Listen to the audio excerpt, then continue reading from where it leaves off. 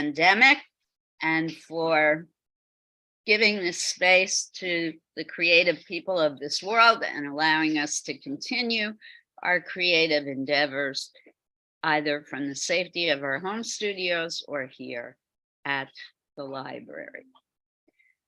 And I haven't said in past weeks, but I should say now, please spread the word amongst your friends. We want more people, particularly through the Zoom option, because we could have as many people as we want. And art is so important. I just ordered a book off the internet about how the creative process helps people mentally and emotionally. And when it comes, I will share it with everyone here. It's pretty exciting new research that supports everything I've been telling you over the years. So welcome to Art with Liz, sponsored by the Hoboken Library. We are continuing during April 2023 to celebrate National Poetry Month. Today, we are looking at a poet and an artist both. The poet that we will be discussing today is quite famous, but first I'm going to talk about our artist. And just a quick aside, Laura, I'm sorry, I hate to ask you this. Are you leaving? Could I have a cup of water? You seem to have been attacked with dry mouth. So sorry about that, everyone. Our artist for today is an Italian artist, although he was born in Greece, but he did spend the vast majority of his life in Italy, and I guess that's why he's called an Italian artist. His name is Giorgio DeChirico, and I learned that the name Chirico means Greek. I didn't know that. Huh. I thought that was kind of interesting. Thank you. Thank you very much. And DeChirico was an artist and a writer. He was born July 10th, 1888, and died November 20th, 1978. So he had a long, productive life. He was prolific.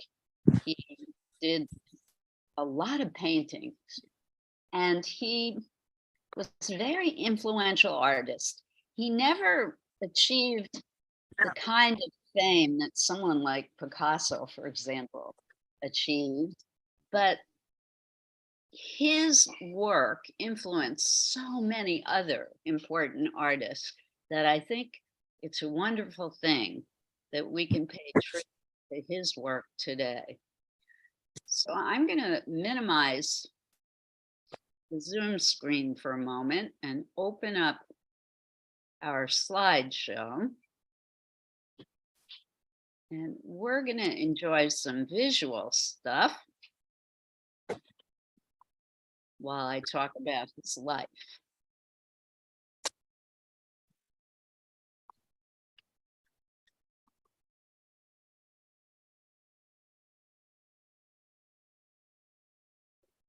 Yes.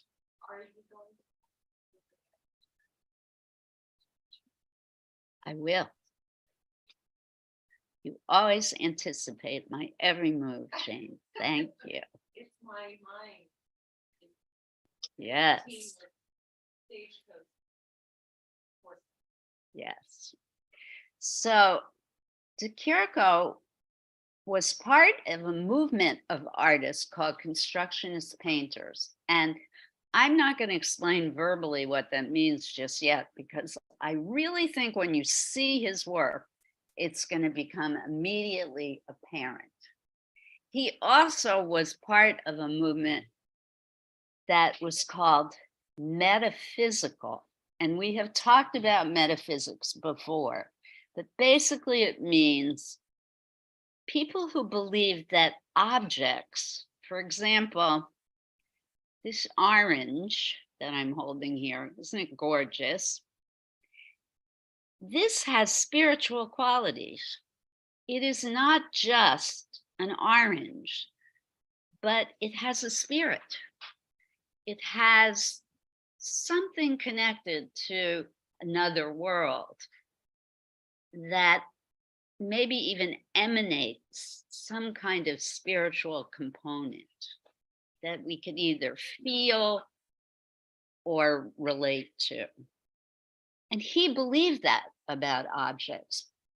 He felt that there were particular places, spaces, and things that emanated or gave off this spiritual quality. In fact, there were whole cities that he felt had particular metaphysical properties.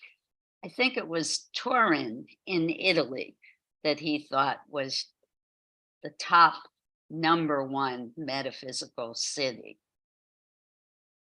All right, so he was born in Greece.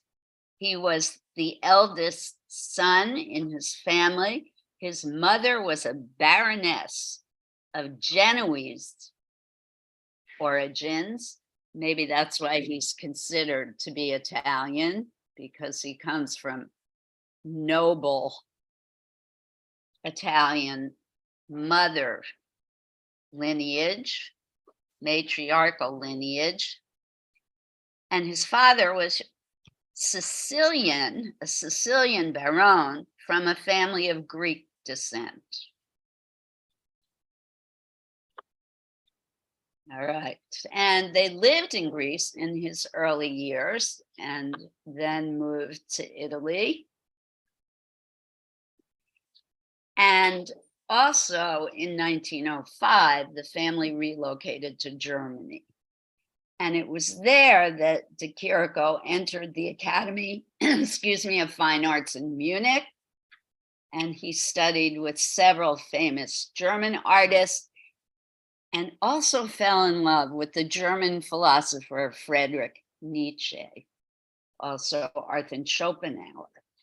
And that's where he started learning about philosophical things and metaphysics. And he began this spiritual journey. He returned to Italy in the summer of 1909 and began to paint in this kind of style. Now, this is what we call constructionist painting.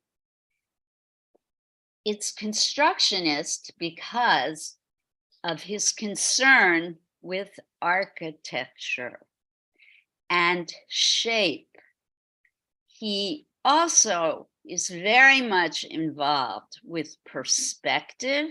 Remember all that we've talked about Renaissance art over the years and their use of perspective and making lines that travel back into space to a vanishing point on the horizon line. So look at my cursor. Here's the horizon line at the back of the image. This black line right here, it divides the foreground or front of the painting from the background, the sky and the hills and whatever this beautiful round structure is. And these angles go to a vanishing point on the horizon. So all of the structures conform to these constructionist rules and regulations of Renaissance perspective. However, DeChirico spent most of his life breaking those rules. A lot of his work with shadows and perspective don't fit the rules. And the group of artists, I wasn't going to talk about this yet, but the group of artists most heavily influenced by him, the Surrealists in France, loved this about DeChirico. They loved that he was a rule breaker, and they loved this whole idea of objects having a life outside of their actual form. And they found an affinity a like-mindedness with DeChirico that made them bond for a while. They didn't always stay together. This is one of my favorite DeChirico paintings. Now, notice the angles. This one does not follow the perspective rules, whereas these do. So even though this painting looks extraordinarily realistic, it is not.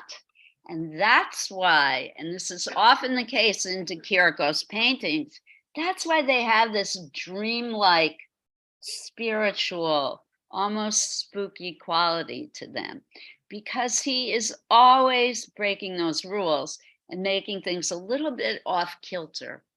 And I feel, this is my opinion, a little bit uncomfortable. And this is the style he used in his early metaphysical period, which went from 1909 to 1919. So they're kind of, I like the words used to describe this period here. They're often characterized as being haunted or brooding. And often his subjects were these motionless cityscapes with bright Mediterranean sunlight.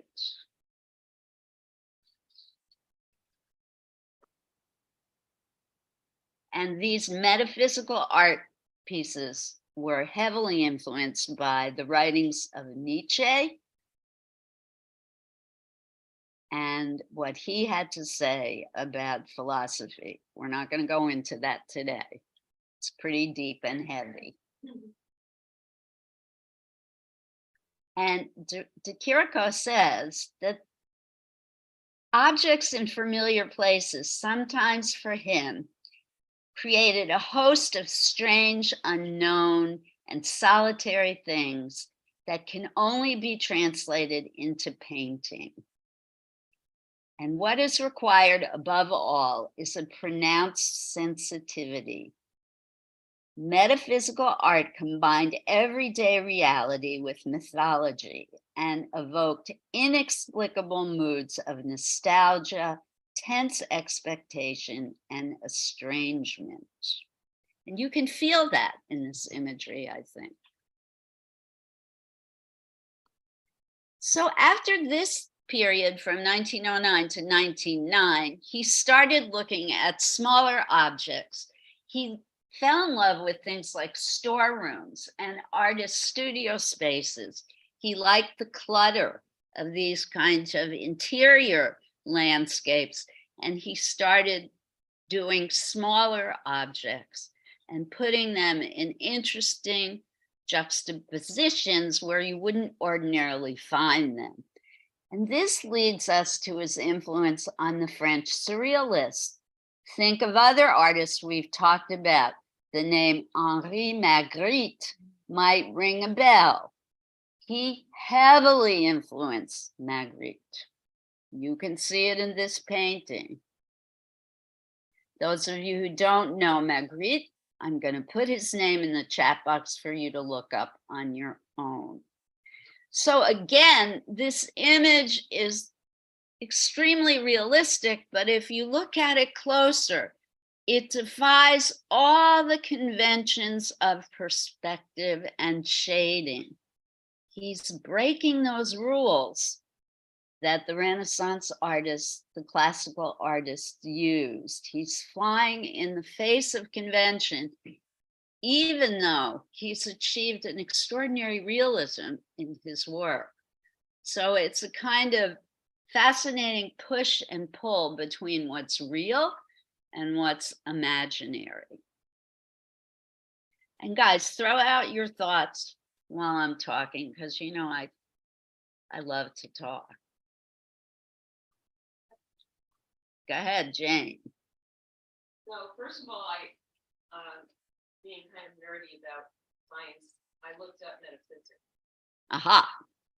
just to ground myself a little bit, and one of the things that I saw was that metaphysics is I mean, there's the word physics in it, which implies science and real or unreal measurement, etc.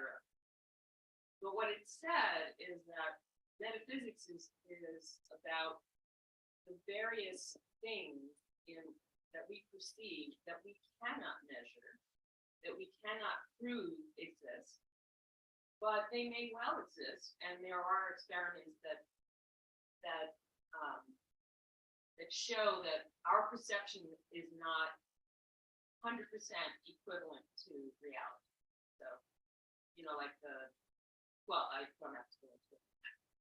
Going back to this image, which I think is really so interesting, it's wonderful that you introduced him with such a background so that we understand why he's doing this, what he's testing. Because I see in this image, in the background, you see he's playing with the reality of the outdoors.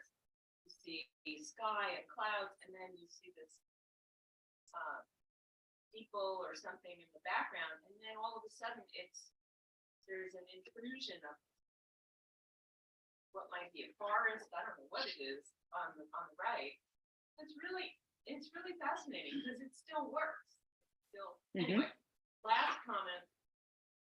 What I thought of when you showed the first image was that his constructionist approach. This is the first. Right. Seems to me to be a way of it's a way of expressing or rendering something, but it makes the structures, the architecture, sort of the highest priority, and a lesser priority is beauty. Exactly. So the buildings, the structures themselves are the key element in the composition of these earlier works. You're absolutely correct. And back to the idea of metaphysics. Thank you, Jane. In science these days, back in the day, metaphysics was kind of a pseudoscience, but now we know there are way more dimensions due to Albert Einstein's theory of relativity. There are way more dimensions than we can even maybe comprehend. So there is a lot of thought that metaphysics may in fact be based in a reality that we don't completely understand. And the early philosophers we could talk about, I forget which one, if it's Socrates or Aristotle, believe there's a whole different dimension. There's the real object, and then there's the alt object for the same object in a whole nother space and time. So, yeah. All right. Maybe one of the most famous DeChiricos ever. I'm sorry, I don't know the name of it, but I love this one. In 1911, DeChirico moved to Paris, which is when his influence on the most famous artists we know of today, for example, Picasso, began. He started influencing the French poet Apollinaire. World War I broke out. He returned to Italy, where he enrolled in the army, but fortunately, he was not physically suited for being a soldier, and they kicked him out. And he continued to live in Italy. He lived in Rome, and starting from 1918, his work was exhibited extensively in Europe.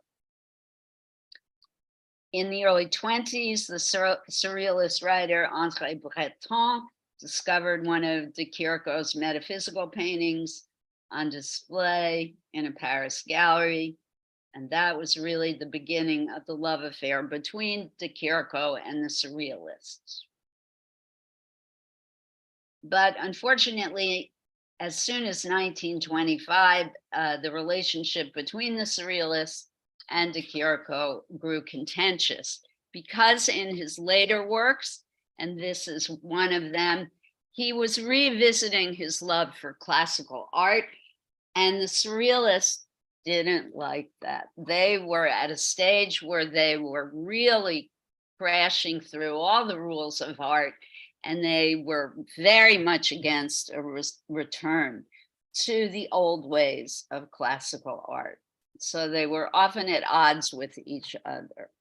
And many art critics and art historians believe this was a period in time when DeChirico's work was not as powerful and strong as his earlier work, and that was part of the problem as well. So in the 1930s, he left Paris, moved back to Rome. He bought a house near the Spanish Steps, which is now the Giorgio DeChirico House Museum. It's a museum dedicated to his work near the Spanish Steps.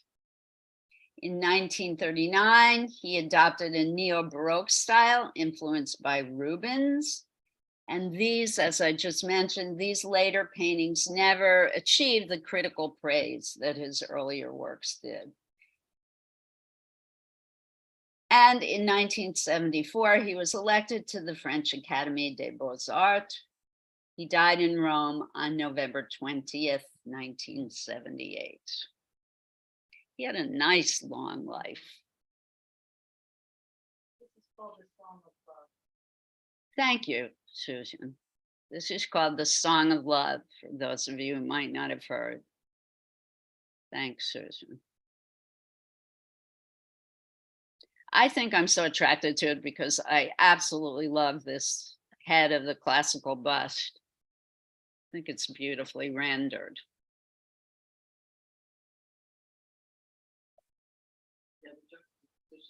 The glove isn't, yeah, why it's there, but you could see why Magritte was a follower of DeChirico and fell in love with his work. It's very similar to the work of Henri Magritte.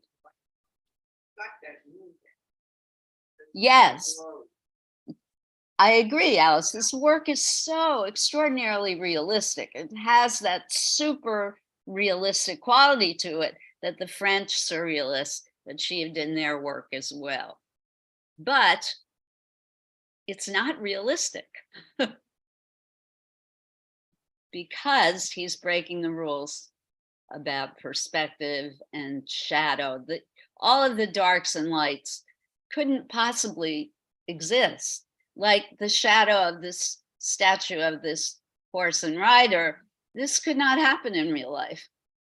The shadow would be falling this way. See where my cursor is? Wouldn't be falling this way. So there are all these little bizarre things in his work that don't fit with reality. He arranged things to create images of forlornness and emptiness that also paradoxically convey a feeling of power and freedom.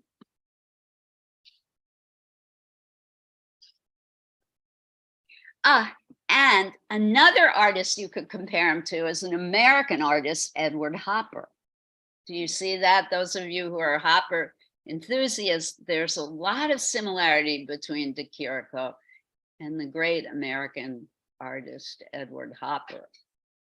But was Hopper, my understanding, and I did go to exhibit, that Hopper was more rooted in reality, although he treated light very carefully and used a lot of shadow. Yes. Okay. Yes. But they both have this kind of flat quality to their work. And they also don't follow convention.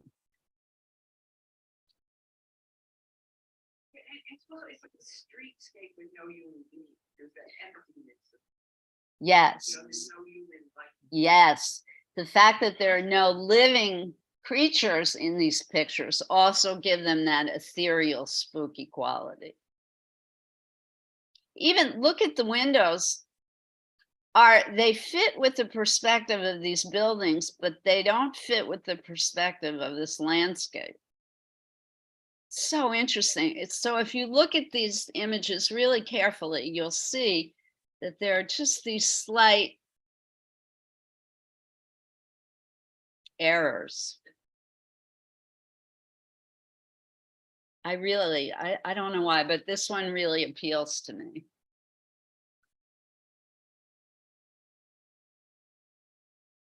So some of the surrealists who acknowledged DeChirico's influence are Max Ernst, Salvador Dali, obviously. Oh, I always say Henri Magritte. Forgive me, everyone. Rene Magritte are three of the major surrealists who were heavily influenced by DeChirico. And remember, I said he was fascinated by clutter and interior space. So, and I really love this piece because he's got a painting of his painting in his own painting. Isn't that cool?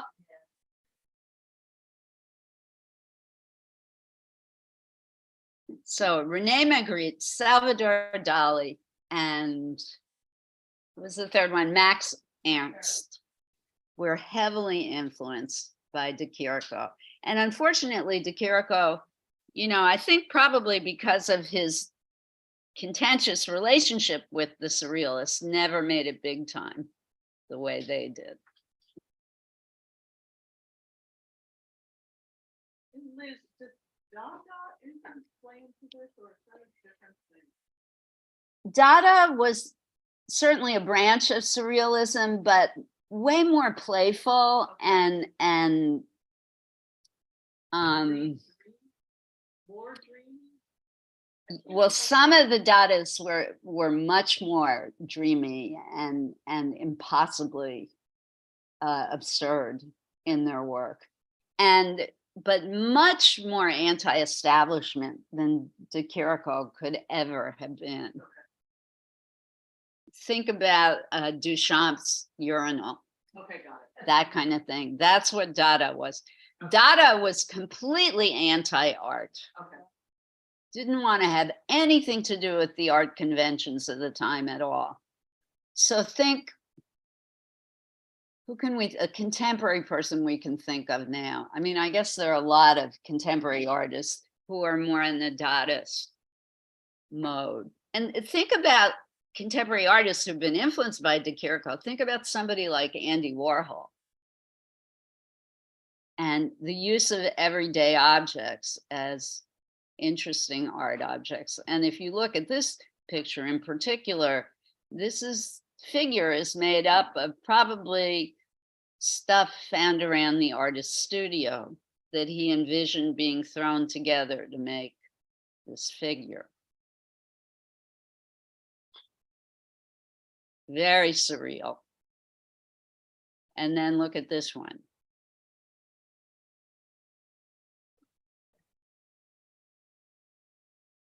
So here's an artist who, like Rene Magritte, had extraordinary technical skills, but used them in ways that broke all of the traditions of the classical painters of their time. Definitely doesn't fit with the rules of proportion. The upper body is much bigger than the lower body. I love the way it's all crammed into this little space. And obviously that the body is made up of all these broken columns and building thingies. Maybe it's a victim of Pompeii. All right, and here we come to the last image. I saved this one till the end because this is our inspiration for the Sylvia Plath poem, which I know you've all been waiting for with bated breath. And uh-oh, I can't seem to find it. Ah! Here it is. So this painting is called The Disquieting Muses. And it actually was an inspiration for several poets. But I am a personal fan of Sylvia Plath, so I have chosen her poem. Oh, and it's not Turin that's the perfect metaphysical city. It is Ferrara, Italy. And DeChirico visited Ferrara during World War I. And this image is a cityscape in Ferrara. The large castle in the background is the Castello Estense, a medieval fortress in the center of the city. The three muses in the foreground of the painting are disquieting due to the fact that they were the pathway to overcome appearances and allowed the viewer to engage in a discourse with the unknown. Now, I don't know where that quote comes from. That's information that I've taken from Wikipedia, but there's no reference as to where that quote comes from. Pretty interesting.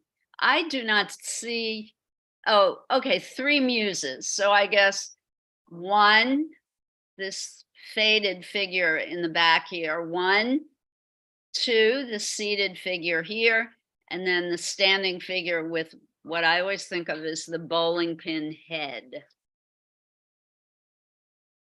And here we go with the poem. It's quite long. I'm going to read it quickly, so sit back and relax.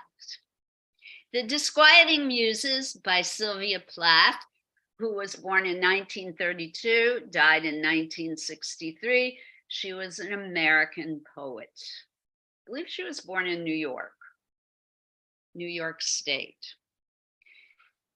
Mother, mother, what ill-bred aunt or what disfigured and unsightly cousin did you so unwisely keep unasked to my christening, that she sent these ladies in her stead with heads like darning eggs to nod and nod and nod at foot and head and at the left side of my crib? Mother, who made to order stories of Mixie Blackshort, the heroic bear. Mother, whose witches always got baked into gingerbread. I wonder whether you saw them, whether you said words to rid me of those three ladies, nodding by night around my bed, mouthless, eyeless, with stitched bald head.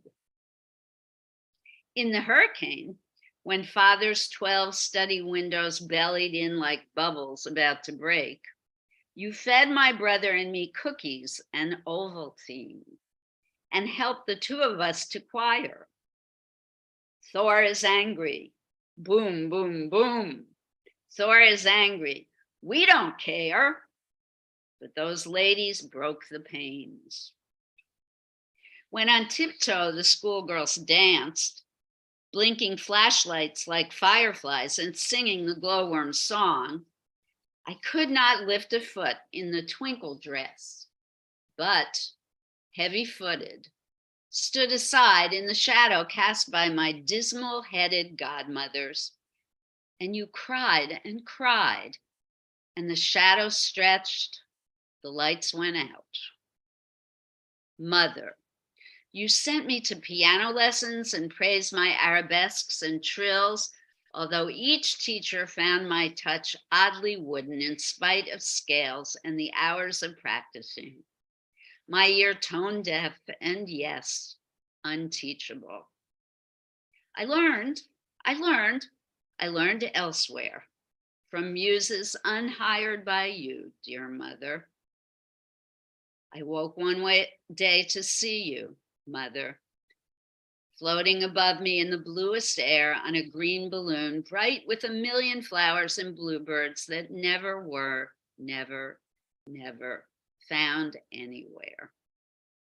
But the little planet bobbed away like a soap bubble as you called. Come here, and I face my traveling companions. Day now, night now, at head, side, feet. They stand their vigil in gowns of stone, faces blank as the day I was born, their shadows long in the setting sun that never brightens or goes down. And this is the kingdom you bore me to. Mother, mother, but no frown of mine will betray the company I keep.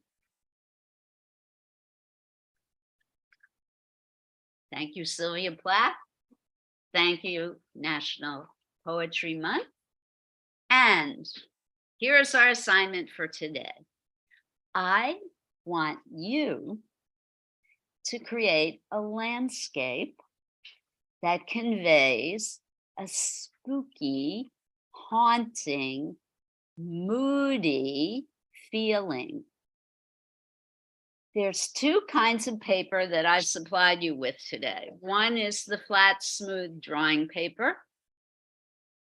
There's not much of that. Unfortunately, I didn't realize until I was on my way out the door that I was running out of that. But you can use that. I brought pencils and I brought pastels. I think pastels would be the perfect media for creating this kind of creepy landscape.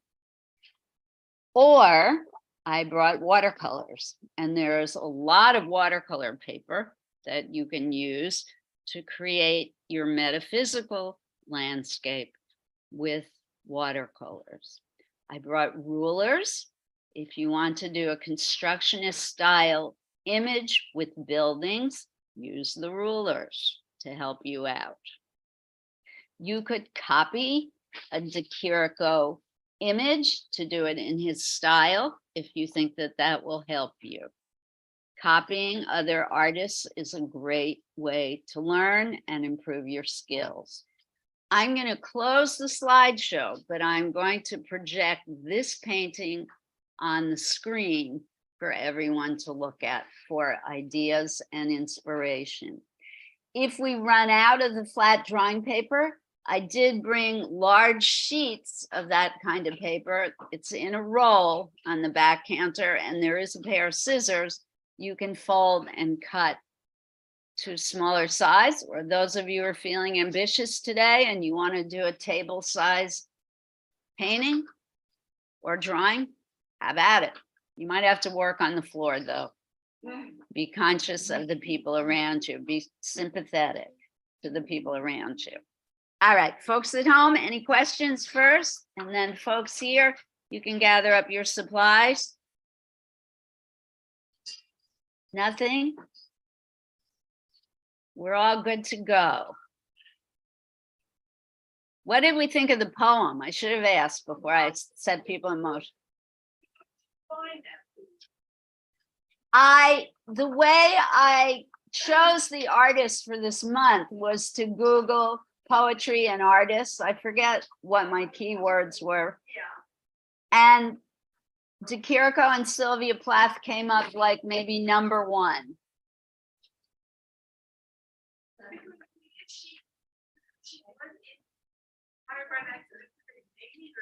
This specific painting, and she's written other poems about other paintings of his, but her poem, Disquieting Muses, is inspired by his painting called The Disquieting Muses. That is the name of this painting.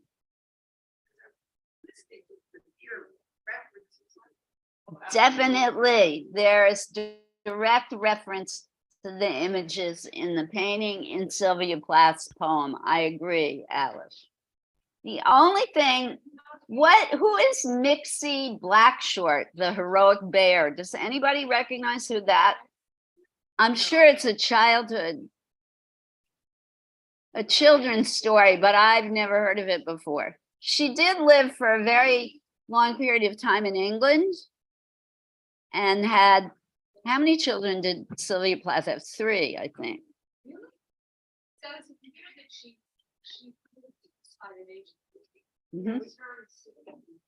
She did, very tragically.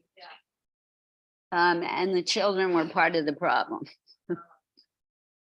She could not cope with motherhood. They're just pretty boxes. Pretty, that thing that looks like a satellite dish, I don't know what that is. This thing, the disc, I have no idea. It's probably a piece of sculpture. Well, it's interesting because all three have one. But there's this thing. Yeah. May relate. I'm guessing they could be pedestals or part of an Italian festival. You know how they march through the streets and carry things, and part of Mardi Gras. Only it's not called Mardi Gras in Italy. All right, so I'm going to close this image now, and I'm going to put up a better image of this painting. I hope it's going to be better. If it's not, I'll go back to this picture. So don't panic when I close it out. One of the problems with the slideshow is I cannot make the image bigger. You know, once it's saved into the slideshow, I can make it bigger, or what's the word I'm struggling to find? I can't change the quality of it. Resolution, thank you. So let's find Disquieting Muses in my folder. Here it is. That is the title of this painting.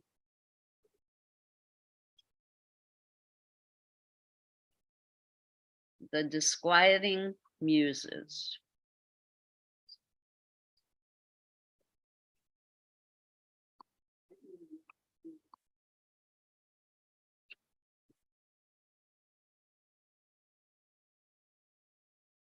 Yes, I think this is a much better image. Look, it's much clearer. You can really see the third muse now. People at home, I hope you can see it better. So I'm going to put in the chat box. Oh, wait, can I get to the chat box?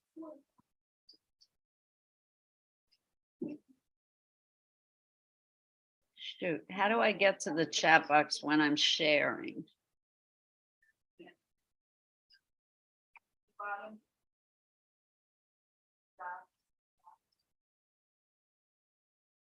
Nope. Yeah, sometimes I can do it, sometimes I can't. Can't you just move your cursor to the bottom of the screen and it appears? Sometimes it does, sometimes it doesn't. It's not in my more thing. Darn.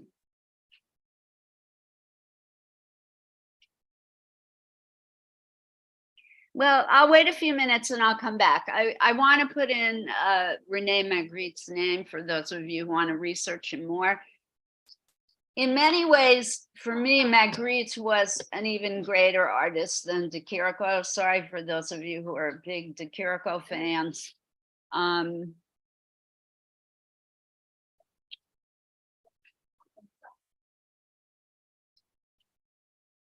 But I want to encourage people to look up Magritte, Magritte.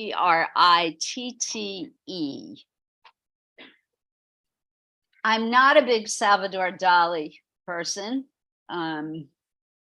but you may want to look him up too. He is a man who had extraordinary technical skills. Those of you who are wowed by that kind of thing, look up Salvador Dali. A lot of people are crazy about Dali. I'm his museum in Caracas. Museum that he built before he died. Oh, amazing, right? The size of the paintings blew me away too. Hundreds of feet high. Ah, so you're looking for the chat. You might have to spotlight me. Oh, I mean, what happened here? That's strange. It's, I think probably too, my laptop is sold and my Here it form is, of, chat. It's up here. So when you Oh, okay. not the bottom, it's your top. okay. Okay. Perfect. Thank you, Laura Nattel, our favorite librarian. She is our source of everything tech. Laura has told us. Okay, so I'm putting in the chat box Renee Well, that's okay. Magritte. Oh, actually, it may be only one T in Magritte. No, Definitely two. thank you. The other is Max Ernst. He's an interesting guy.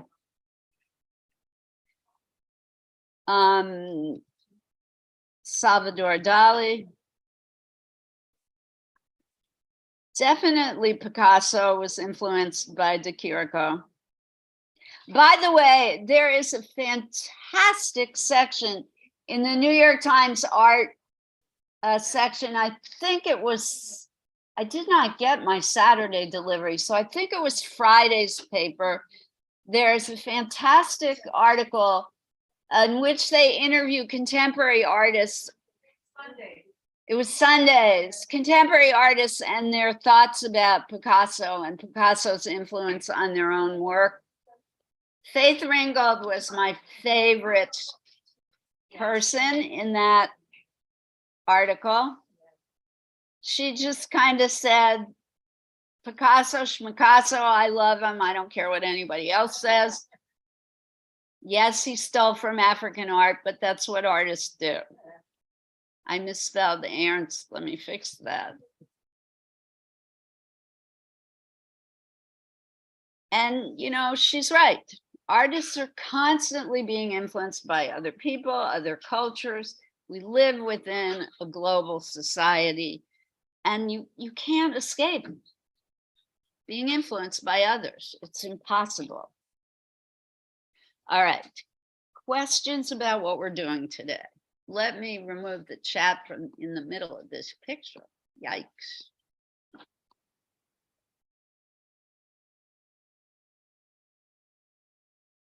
So many flaws in this painting. Look at the shadow of this box. It couldn't possibly happen. Where is this shadow coming from? You see the shadow in the bottom right-hand corner? It couldn't exist anywhere on Earth. Hi, Janice. It's not from any object in this picture. He just threw the shadow in because he felt like it. That's what we call genius.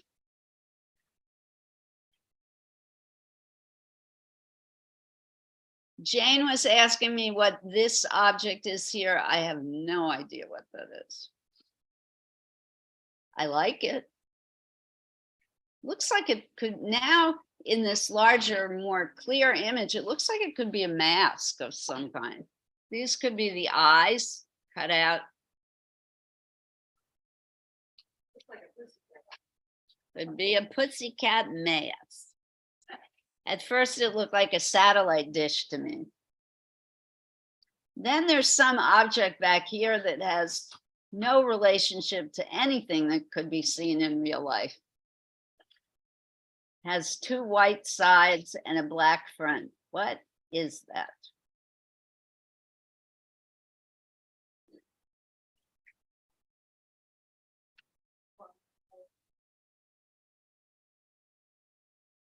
I like when Plath said, muses whose heads look like darning needles. Actually, it wasn't darning needles, it was darning socks, I thought, or like. I'm gonna find the reference. The darning eggs. Darning eggs, yes. But wait, I want to find the exact reference.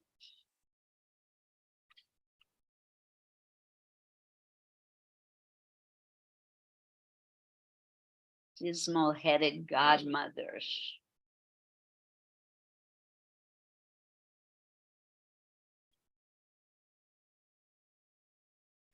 Mouthless, eyeless, stitched bald head. Darning eggs. Heads like darning eggs to nod and nod and nod at foot and head. and at the left side of my crib.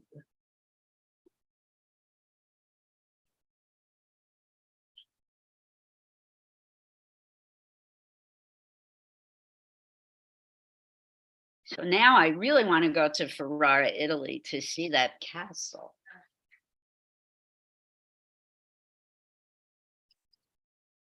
I'm going to put my mask on now that I'm going closer to everyone.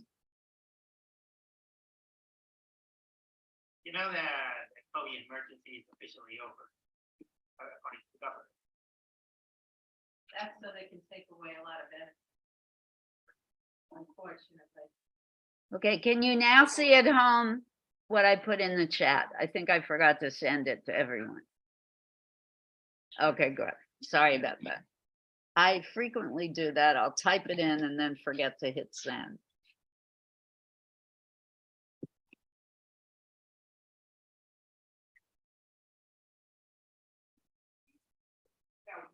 Do you start with the dark colors or the light colors? Light, always start light with watercolor. It's so hard to erase, get rid of dark. Start light and dark after. Follow washes, start with a thin pale wash. Add as you go, add darker colors as you go. And some really interesting drawings here. Some direct references to Italy. State from our imagination a bit.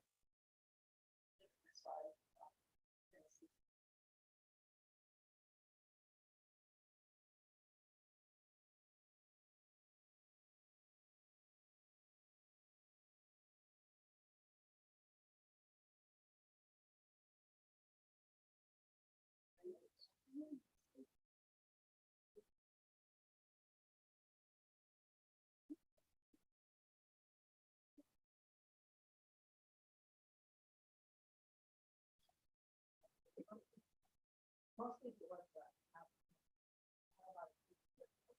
yeah. I had a photographer who was like 50 days. Yeah, but there's like on the come different. I didn't mean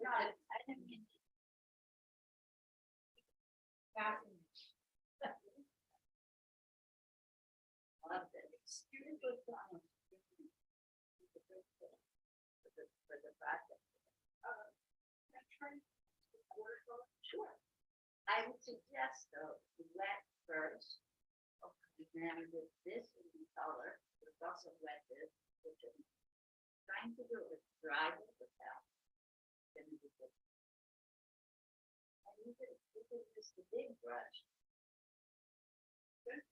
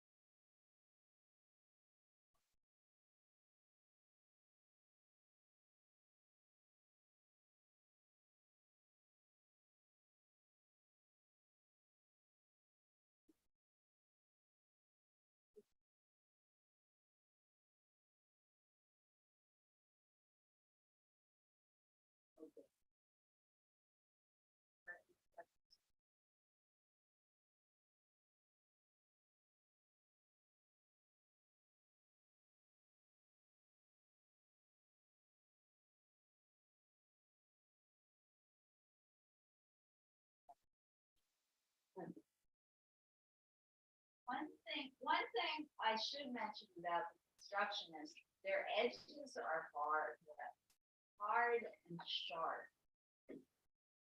So even if that isn't your style, you might want to try and capture that hard edge. Look at the sliding music, see the black, edges, it's so sharp.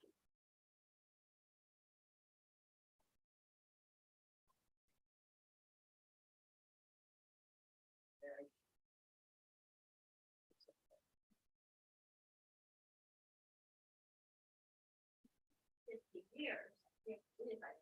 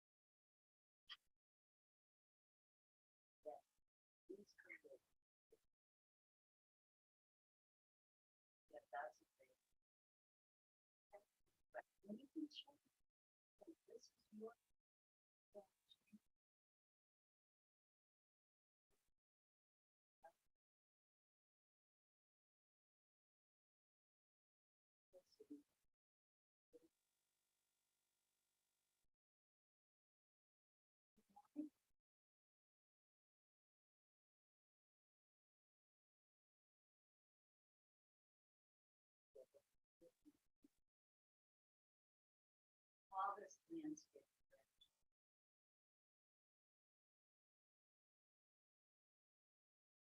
There was a way to find this picture, so this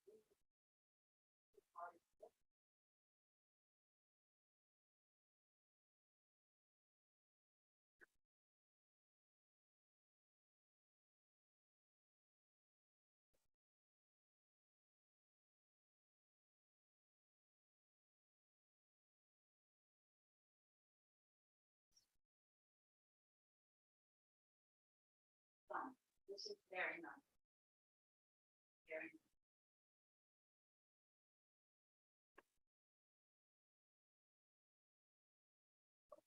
You okay?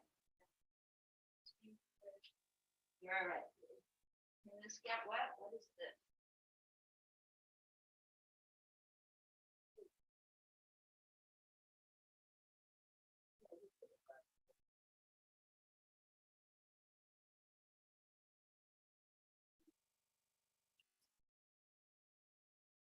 No, that's the last class. For the last class, I want you to bring in your own poem that you're going to illustrate. I told you that the first class. Keep looking for that poem.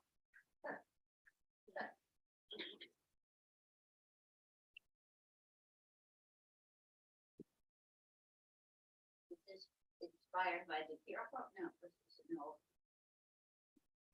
I like it. Right, well, and his, the real, apologize. It has a very surreal feel.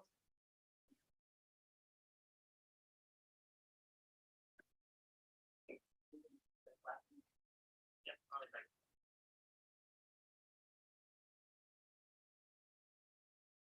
I think I have my phone right now.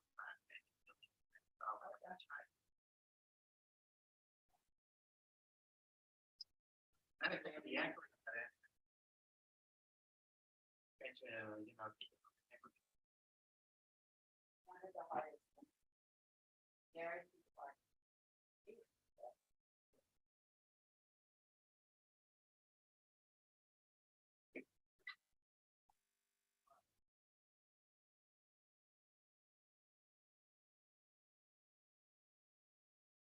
How are my home artists? Are we good?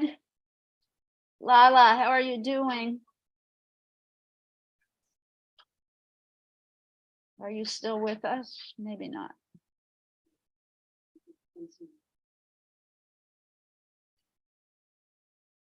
Stephanie had to leave, which we knew. Margot, you good? Yeah, I'm good, thanks. Jennifer, are you still there?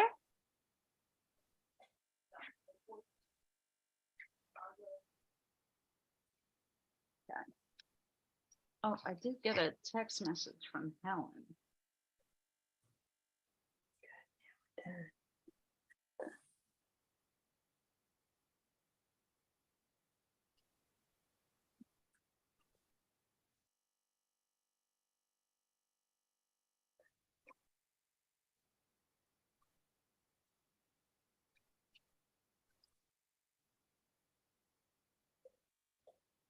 Okay.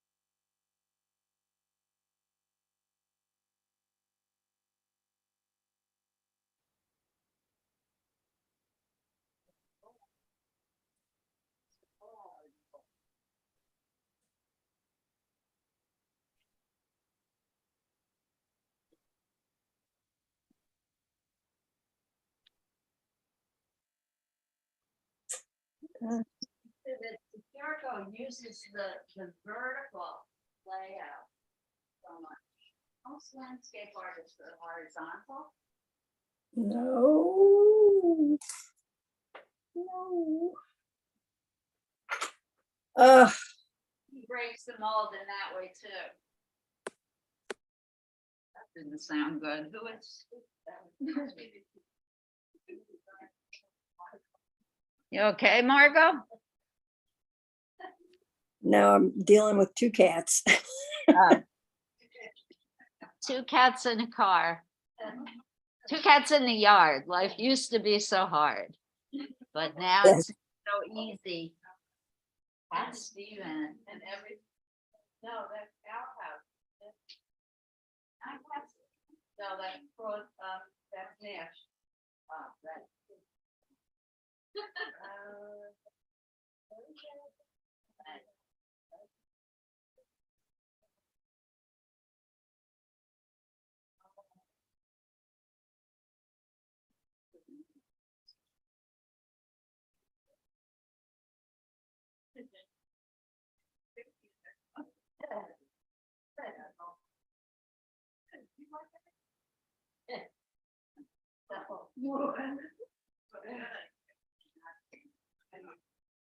My children came.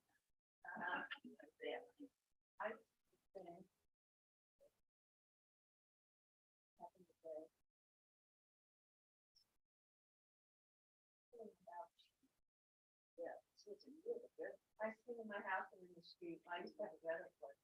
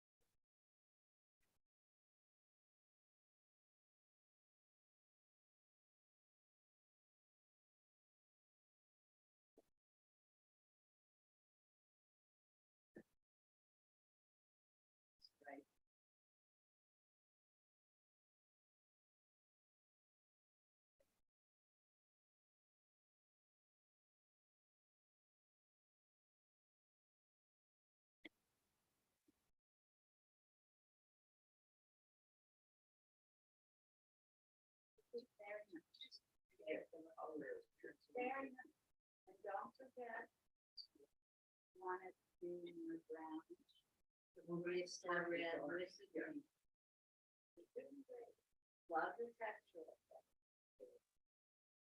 You're doing your large areas first, large strips first. The best of the area.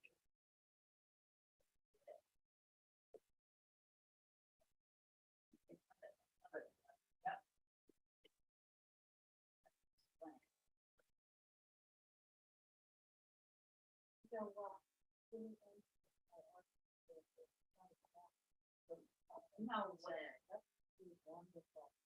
Jimmy? Jimmy Harmon. Yeah. Yeah, he was. Well, I can imagine having. Oh, God, he was so scared. The bird outfit. Go down there.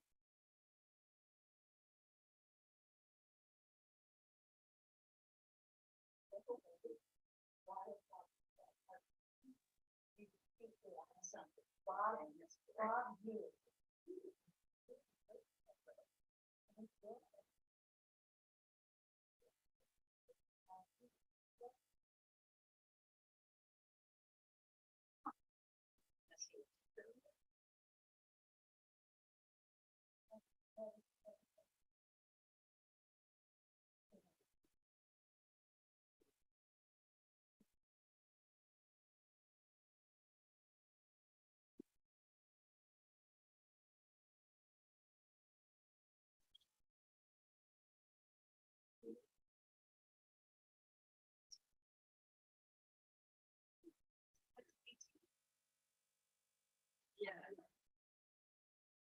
It's just sort of, you know,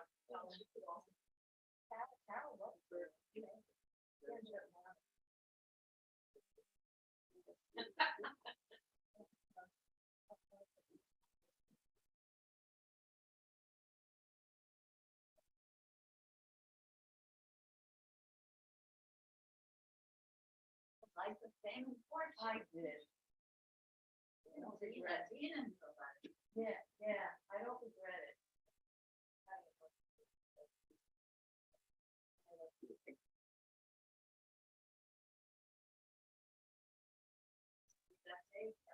Yeah, well, that was not the real.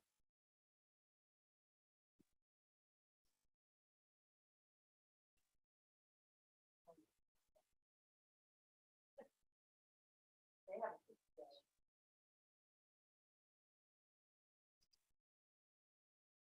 Say like in each call.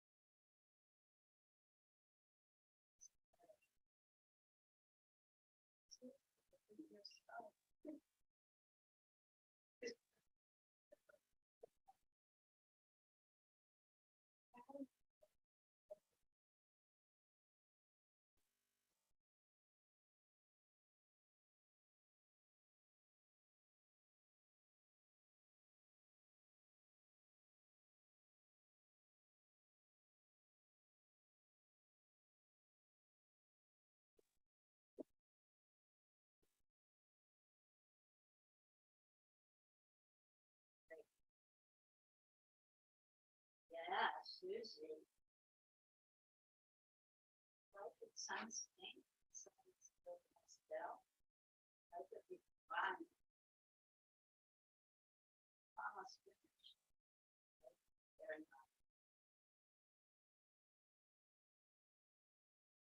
Very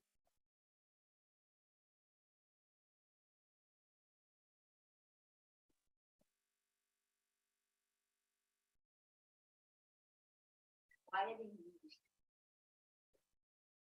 They got that.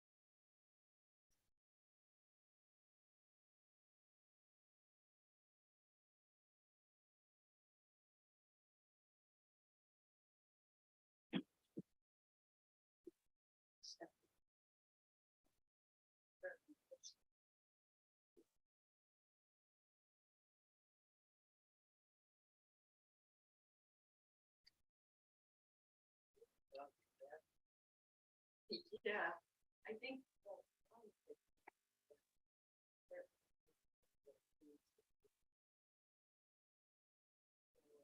Starting, thought that.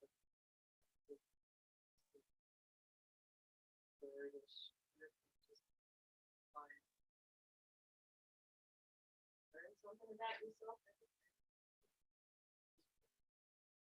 It's about art, creative process.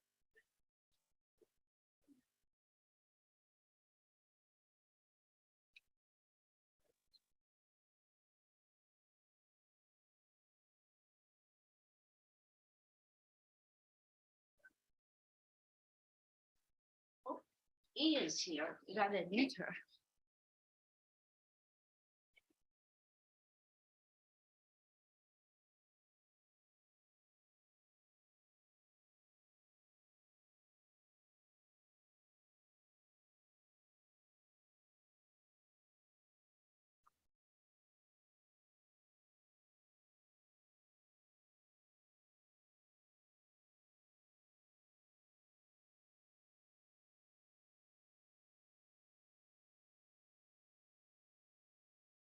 Welcome, E.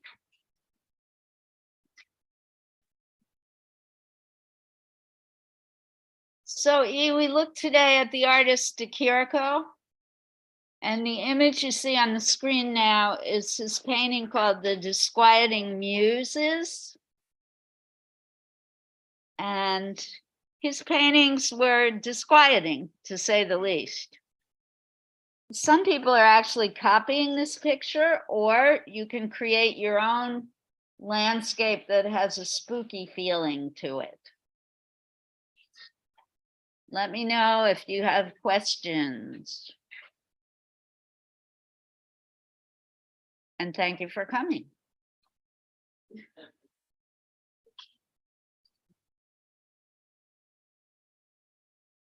Oh, and you're talking in the chat box. So I'm gonna put in the chat box what today's lesson is about.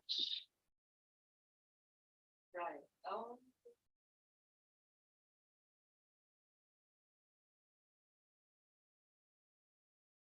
Yeah. Celebrated.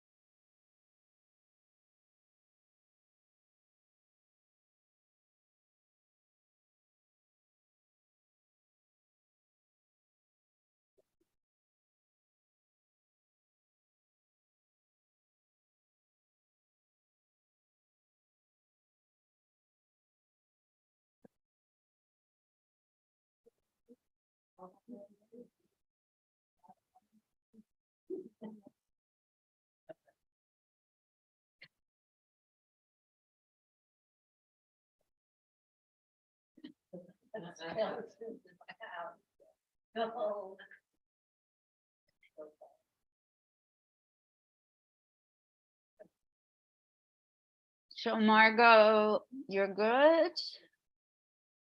Oh, no, where's Margot?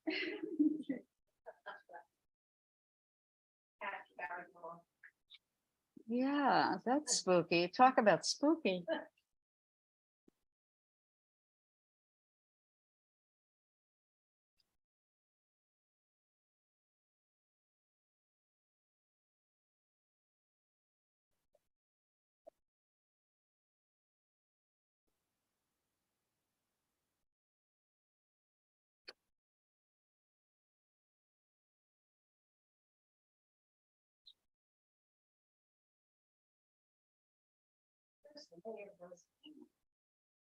Yeah.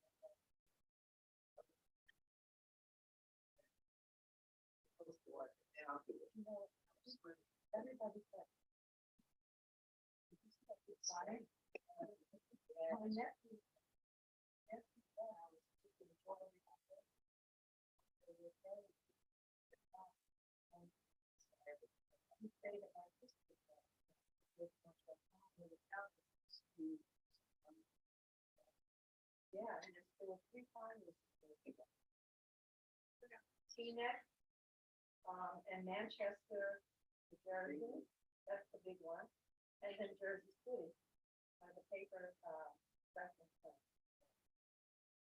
That place is gone now, and there were cars parked on the street.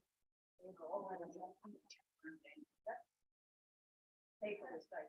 Do they think that was the stores? Yeah, they said it was probably a spot and then the people were working there, they just barely got out. They tried to put it out themselves, but they couldn't. The wind just kept sparking and it was so dry up there. Yeah, it's climate change. Yeah, that's right. Yeah. It could be English Valley.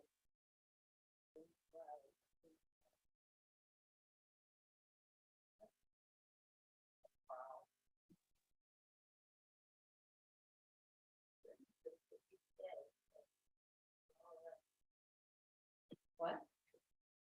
Quite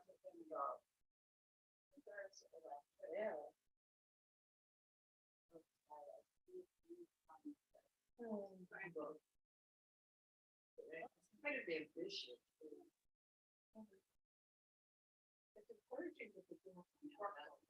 Big 4x4.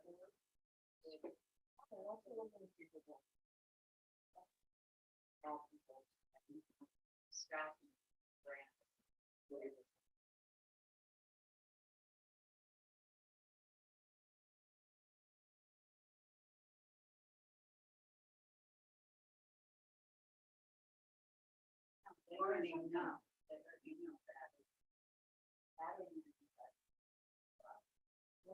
It's how you get rid of it. No, e-battery, because it's loading.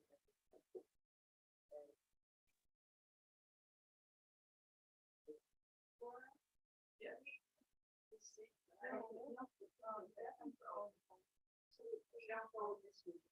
The program's supposed to be.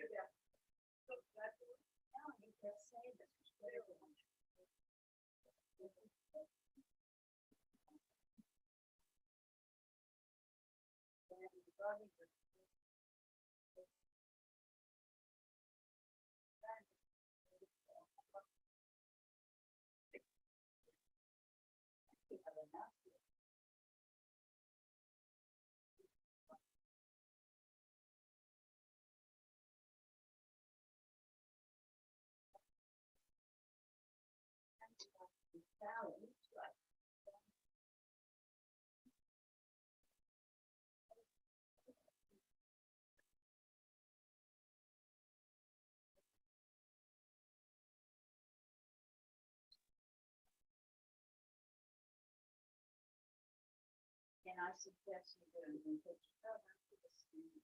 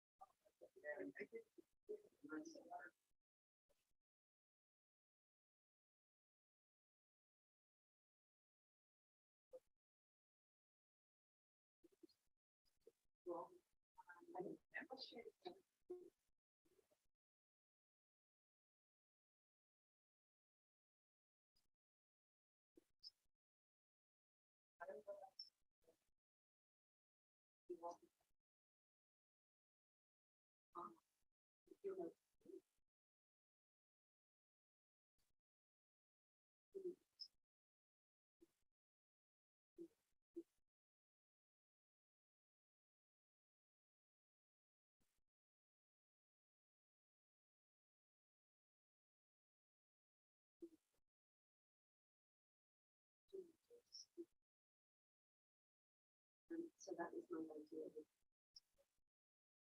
What color and everything.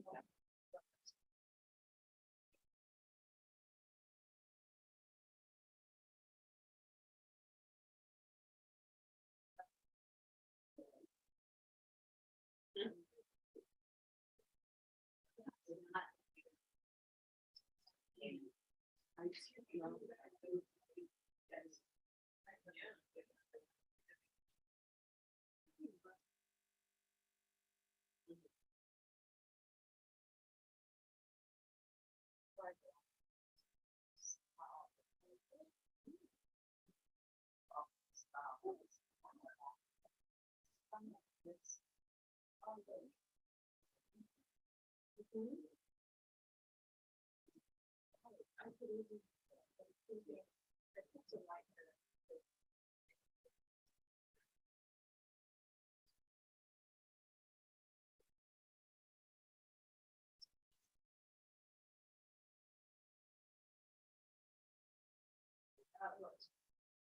Right.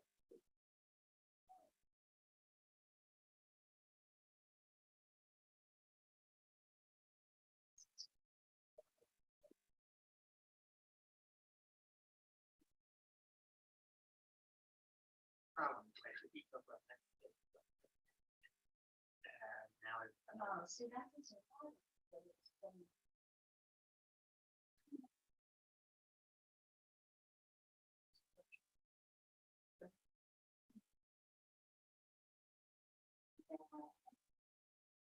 Yeah, you can very much do it. Because it didn't have structure. Structure. Oh, in the dream itself, in the memory itself. Kind of like Haiti and even with the tank. So. Yeah. And you decide, maybe it doesn't need. Yeah. Definitely. I just want. Not a lot. Definition, but. interest. Because for me, the eye is drawn. Exactly, that's the point. That's the only. And that would, for me, that would help. To make, force the viewer into that point. Well, that's the point that it works, but that's the only point that I think the difference in that field. Well, it was actually kind of like that. I don't know, it was under construction. When I was a kid, I got there. Then my parents kind of worked it for me because I was 8 there because they know that they were probably drug addicts or something like that. This was like a forbidden place to pass. Yeah, it got stuck on my head. I didn't know. It was almost construction, there were other houses in here.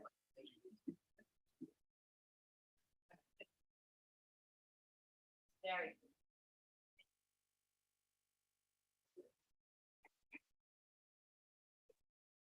Yeah, so messy. How are my at-home artists? Are we good?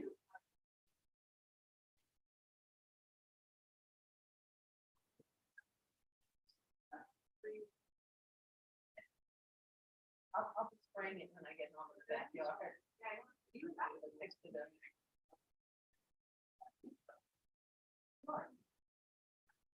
Let them elect it.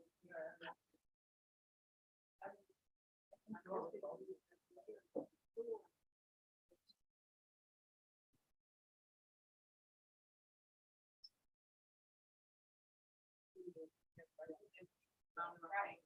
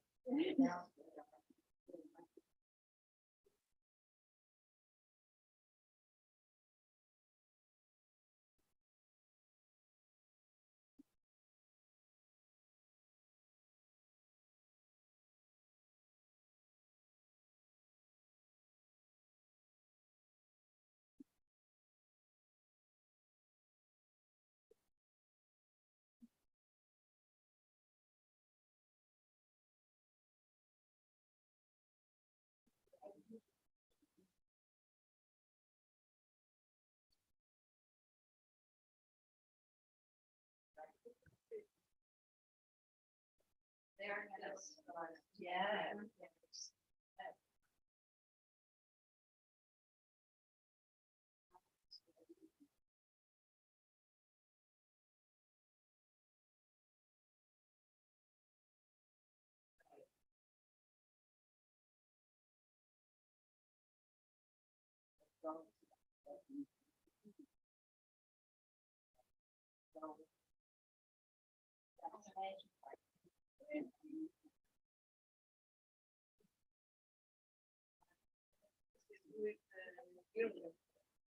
Well, I think they're gonna need stuff. There's gonna be a new, yeah. That's here's the $1 billion. Yeah, and if you wanna get your 3D test, you only have to May 11th. Yeah, you get it this month and then up to May 11th. What? So I'm trying to figure out. Oh, they didn't announce it yet, but you will be. Notified now. Fall, I think. So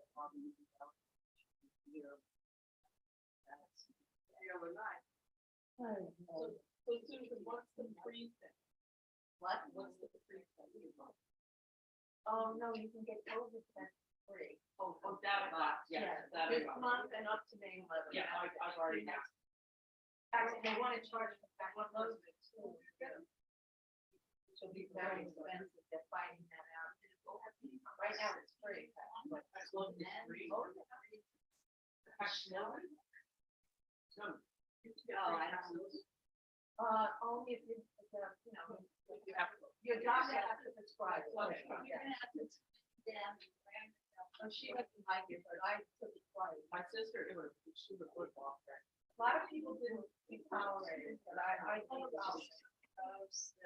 I know what they're. I said the virus inside, right? Maybe I got better. Yeah, no,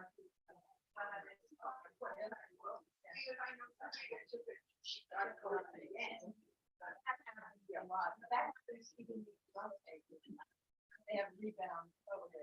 Yeah. And today, I think we are starting to figure out why people are getting. Yes. I want to show all my people again. That's why that's 55. That's why. Probably this morning. You know, Paxlovid is a lot. Yeah, no, that's why. Greg tolerated it very well.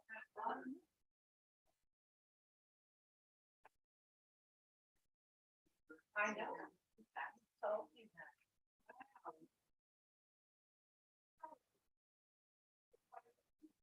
that's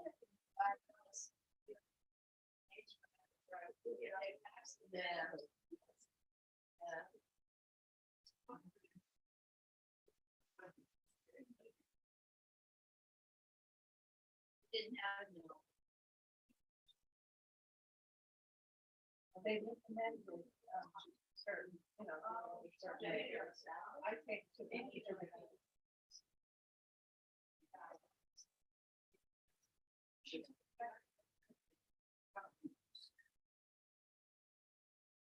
Stop the other room. Well, they would have come out with another.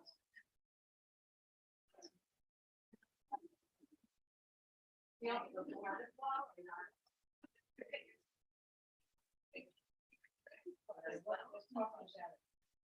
You know, when you take. Bye-bye, everyone. Be creative. Thanks for the Clement Vine.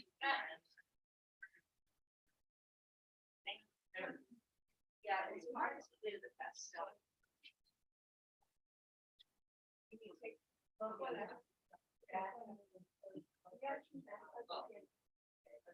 don't think.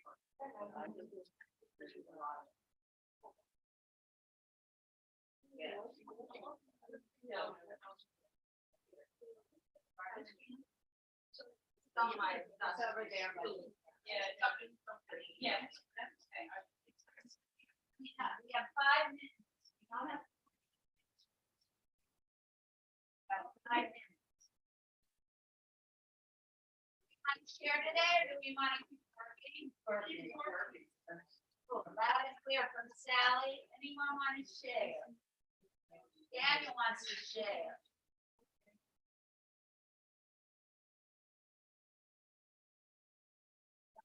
Clean up yet.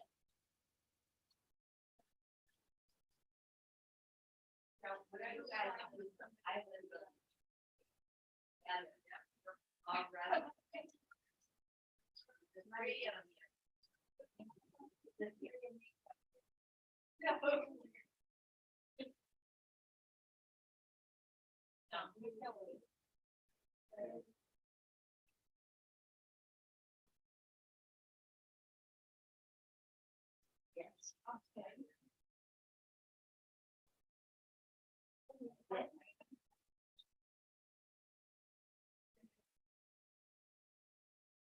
But unfortunately, I was unable to go to. Yeah.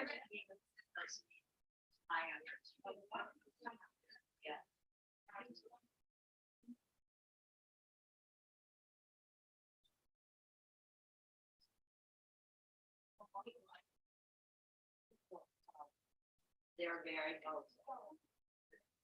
They're very vocal and very worried about this. Oh,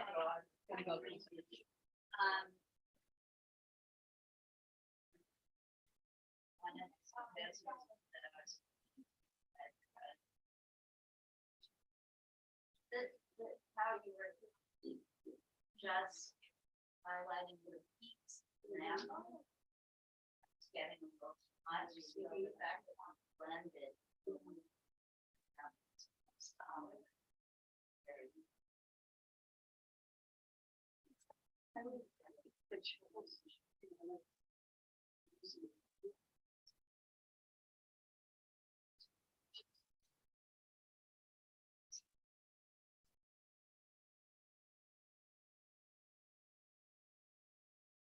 But this was good.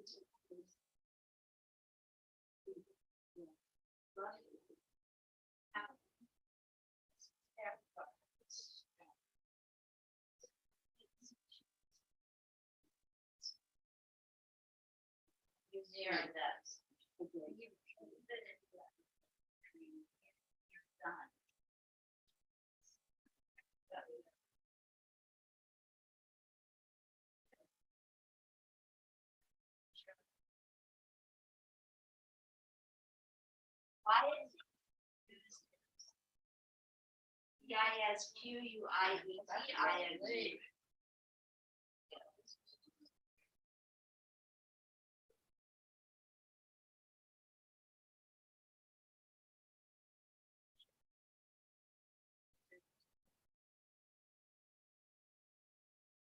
Excuse me, Laura. Can you focus on Daniel's piece? He wants to share with the class. And I would love for him to be able to show up his beautiful. Oh, you know what? Never mind, Laura. Yeah. May I bring it up to the? So I'm going to stop the share of the DeChirico piece. And I want to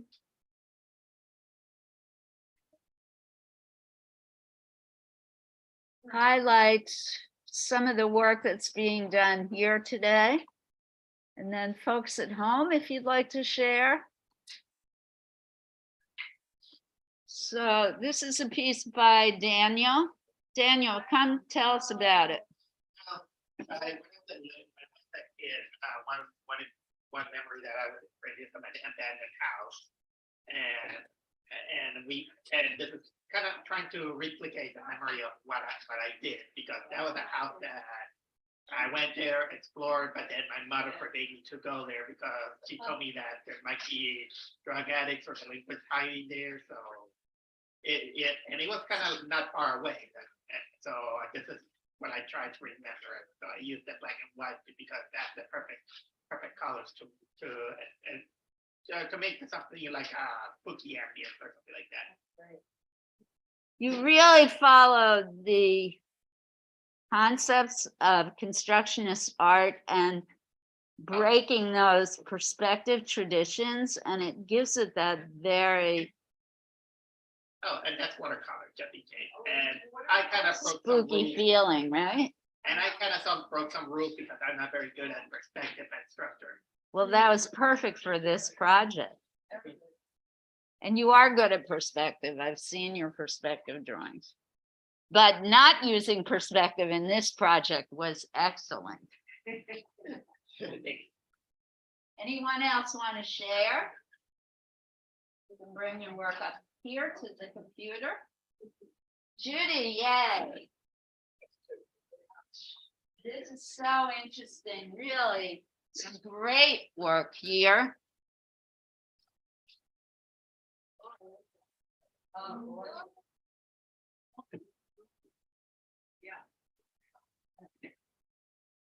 Where did you find this image, Judy?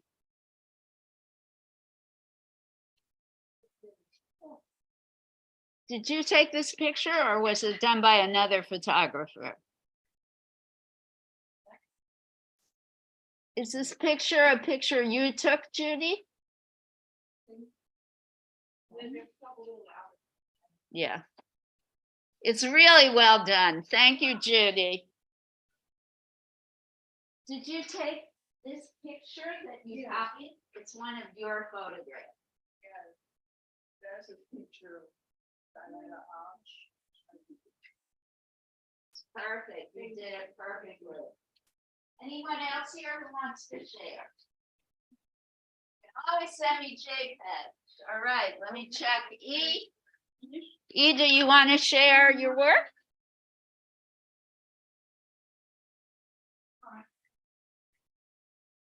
I know you arrived late. Mika, do you want to share? Yes, okay, Mika here is sharing.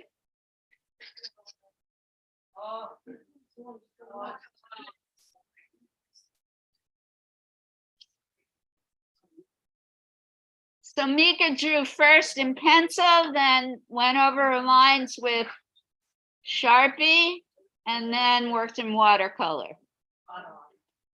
I love today that people did mixed medium using the pastels plus the watercolor paint. It's usually a very difficult combination to work with, but people really did well with that.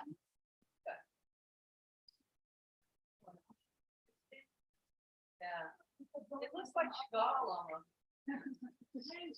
Well done. What's next? As always, I'm so proud, folks. You've done well.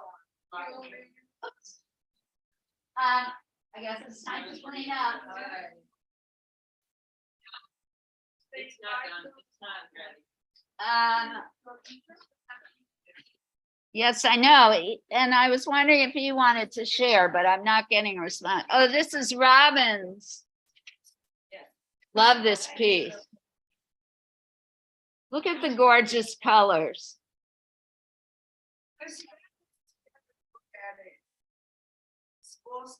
Sometimes the pictures look better on the screen. Thanks, Robin, for sharing.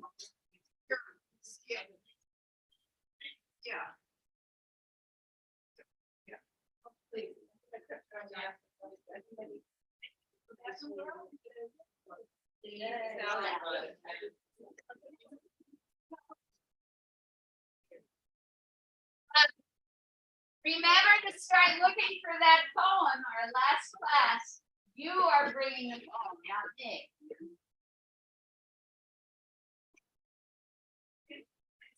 Final class, you are supplying the poem. Put that in the chat.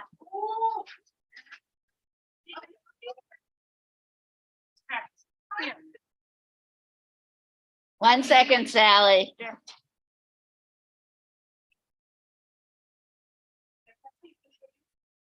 Which is not next week, but we have another week till the final class. Oh, Pat grabbed it away before we could share. Pat, if you don't want to share.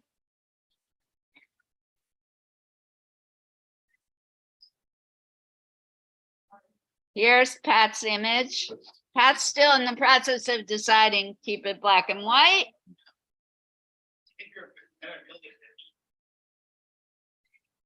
And this picture is in Hong Kong. Yeah.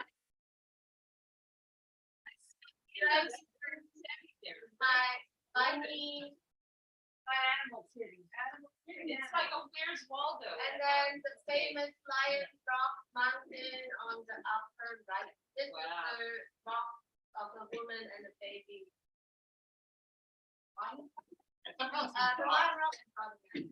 And the incredible thing is I haven't been in Hong Kong in 50 years and I knew right away it was Hong Kong. Really incredible detail. Beautifully drawn, Pat. Thank you. So I have to wash my hands before I grab that. Okay.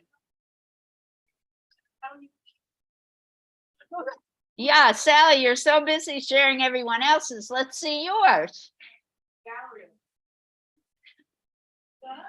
Huh. What time is it? Well, there's 8 minutes left.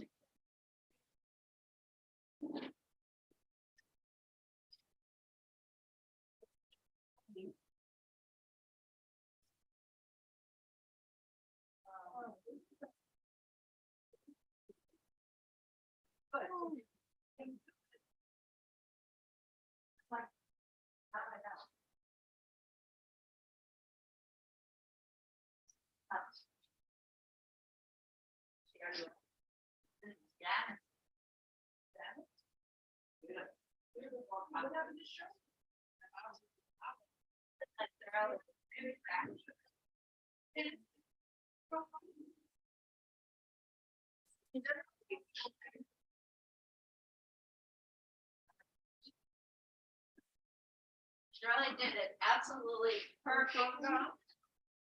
Trying at the building, she had to leave early.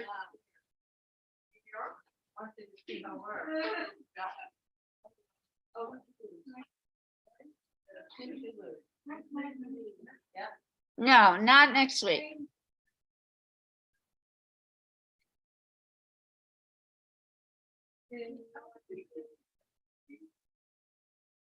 Right, I think there are 2 weeks left in April.